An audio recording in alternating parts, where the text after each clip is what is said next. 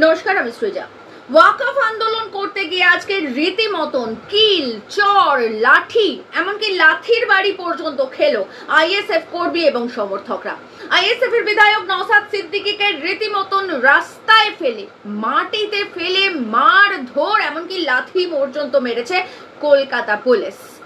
কি বলা হচ্ছে কলকাতা পুলিশের তরফ থেকে? কলকাতা পুলিশের তরফ থেকে বলা হচ্ছে যে এই রকম একটা আন্দোলন করার জন্য কোনো পারমিশন ছিল না এবং সেই কারণের জন্য পুলিশ এই আন্দোলনের বিরুদ্ধে ব্যবস্থা নিতে বাধ্য হয়েছে। অন্যদিকে আইএসএফ এর বিধায়ক নওশাদ সিদ্দিকী তিনি পরিষ্কারভাবে বলছেন যে এটা একেবারে ঘোষিত কর্মসূচি ছিল এবং পুলিশের কাছে সমস্ত ইনফরমেশন ছিল।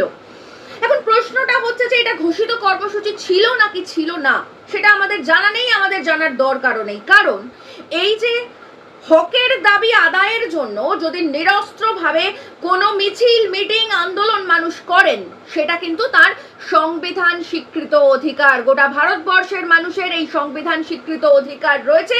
যে কোনো মানুষ তিনি যদি নিরস্ত্র অবস্থায় শান্তিপূর্ণভাবে কোনো মিটিং, মিছিল, আন্দোলন দাবি আদায়ের জন্য করেন, সেটা তার হকের দাবি, সেটা তার অধিকারের দাবি এবং সেটা তিনি 100 বার করতে পারেন। পুলিশের পারমিশন থাকুক বা না থাকুক সেটা তিনি করতে পারেন। কিন্তু আমরা দেখতে পাচ্ছি এ রাজ্যে প্রত্যেক দিন এভাবেই গণতন্ত্রের কণ্ঠ রোধ করা হচ্ছে। ওয়াকফ আন্দোলন, যেটা মুসলিম সম্প্রদায়ের মানুষদের একেবারে হকের দাবি, নিজেদের জমি, জায়গা, অস্তিত্ব বজায় রাখার দাবি, সেই অধিকারের দাবি করতে গেলে প্রথমেই মমতা ব্যানার্জি বলে দিয়েছেন তাদেরকে নাকি এ রাজ্যে করা যাবে না। সেটা করতে হবে কোথায়? সেটা করতে হবে দিল্লি গিয়ে। মানে এ রাজ্যের মুসলিম সম্প্রদায়ের মানুষকে উনি বলেন দুধেল গাই। উনি পরিষ্কারভাবে একটা সময় বলেছিলেন যে যে গরু দুধ দেয় তার লাথি খেতে হবে।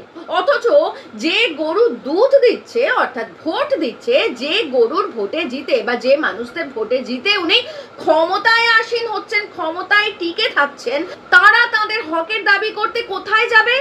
দিল্লি যাবে। মানে একজন মানুষ, তিনি এ রাজ্যের ভোটার, তিনি ভোট দিচ্ছেন এ রাজ্যের নেত্রীকে, ভোট দিয়ে মুখ্যমন্ত্রী নির্বাচন করছেন একজন নেত্রীকে, কিন্তু তিনি যখন তার হকের দাবি আদায় করতে যাবেন তখন কিন্তু সেই নেত্রীকে, মানে যাকে উনি ভোট দিয়ে ক্ষমতায় আসীন করছেন, তাকে আর পাশে পাবেন না।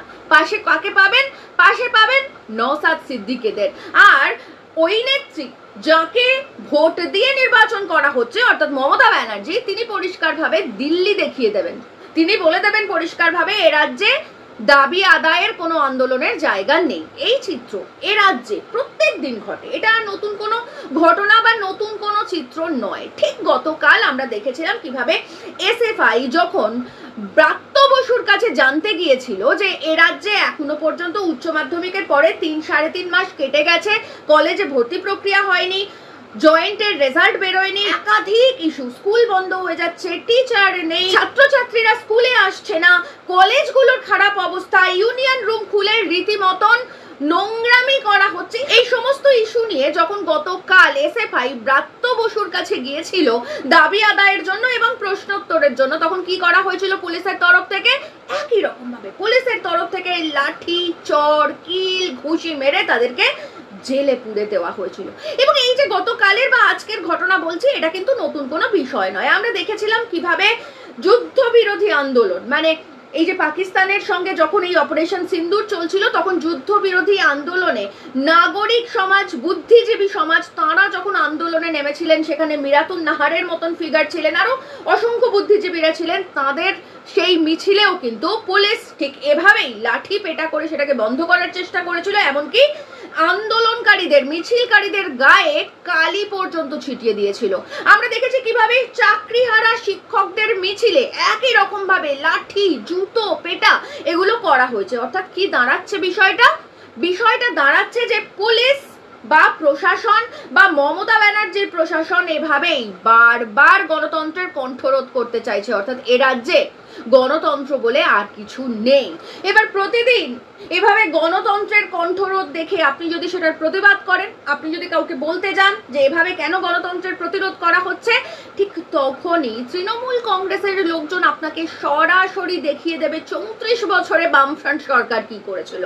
তখন সরাসরি তারা আপনাকে প্রশ্ন করবে যে সিপিএম কি এগুলো করেনি, সিপিএম কি এভাবে কণ্ঠরোধ করেনি, সিপিএম কি এভাবে পুলিশ দিয়ে মারেনি? উত্তর হচ্ছে না, এগুলো কখনো করেনি। শুধুমাত্র কণ্ঠরোধ করেনি বললে সেটা অপব্যাখ্যা বলা হয়, সেটা কম বলা হয়।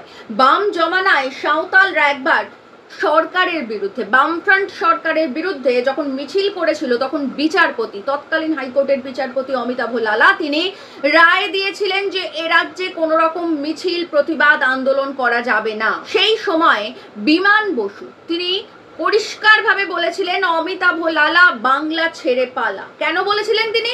কারণ এই যে প্রতিবাদের কণ্ঠরোধ করতে চেয়েছিলেন বিচারপতি অমিতাভ লালা, এই যে আন্দোলন এ রাজ্য থেকে বন্ধ করে দিতে চেয়েছিলেন বিচারপতি অমিতাভ লালা, সেটার বিরুদ্ধে প্রতিবাদ জানিয়েছিলেন বিমান বসু। অথচ যদি সত্যি সত্যি এই রায় কার্যকর করা হতো, যদি সত্যি সত্যি গণতন্ত্রের কণ্ঠরোধ করা হতো, যদি সত্যি সত্যি দাবি বা আন্দোলন করা বন্ধ করে দেওয়া হতো, তাহলে লাভ কার হতো? তার লাভ হতো সরকারের, অবশ্যই। কারণ সরকার তো কারোর বিরুদ্ধে মিছিল, মিটিং, আন্দোলন করে না, আন্দোলন তো করে বিরোধীরা। সেই বিরোধীরা যাতে বামফ্রন্ট সরকারের বিরুদ্ধে আন্দোলন করতে পারে, দাবি আদায় করতে পারে, সেই কারণের জন্য উনি বিচারপতির বিরুদ্ধে কথা বলেছিলেন এবং বলেছিলেন বিচারপতি লালা বাংলা ছেড়ে পালা। এটার জন্য জরিমানা পর্যন্ত হয়েছিল বিমান বসু। এবং তারপরেও বামফ্রন্ট সরকার কখনো বিরোধীদের কণ্ঠরোধ করতে চাননি, বরং বিরোধীরা যাতে নিজের মত প্রকাশ করতে পারে, দাবি আদায় করতে পারে, আন্দোলন, মিছিল, মিটিং করতে পারে, তার জন্য বিচারপতির বিরুদ্ধে পর্যন্ত লড়াই করেছিলেন বিমান বসু। আর অন্যদিকে আমরা মনে করতে পারি আমাদের প্রাক্তন মুখ্যমন্ত্রী জ্যোতি বসুর কথা। তিনি পরিষ্কারভাবে বলেছিলেন শ্রমিকদেরকে, সিটুকে বলেছিলেন যে শ্রমিকদের অধিকার হচ্ছে ধর্মঘট, তাই আপনারা কোনোভাবেই ধর্মঘটের রাস্তা থেকে সরবেন না, এমনকি আমাদের সরকার বললেও সরবেন না।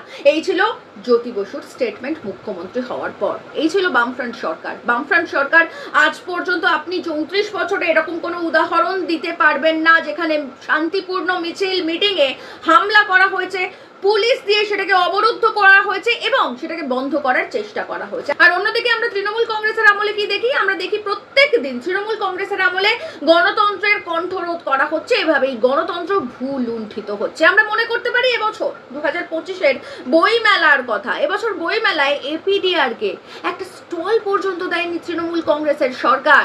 এরকম একটা গণতান্ত্রিক পরিকাঠামোয় থেকে এরকম একটা গণতান্ত্রিক মত প্রকাশের অধিকারকে হরণ করেছে তৃণমূল কংগ্রেসের সরকার এবারের বই মেলায় এপিডিআরকে একটা স্টল করতে না দিয়ে। অথচ বামফ্রন্ট সরকারের আমলে যত বছর বই মেলা হয়েছে, এপিডিআরকে কখনো একটা স্টলের জন্য বেগ পেতে হয়নি।